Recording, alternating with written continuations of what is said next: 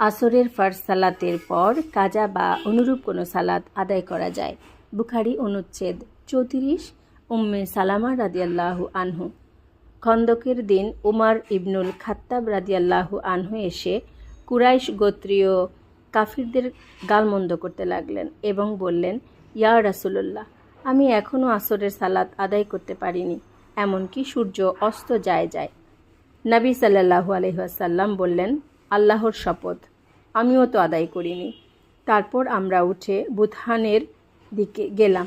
সেখানে তিনি সালাতের জন্য অজু করলেন এবং আমরাও অজু করলাম।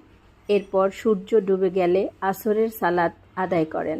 তারপর মাগরিবের সালাত আদায় করেন। বুখারী 567।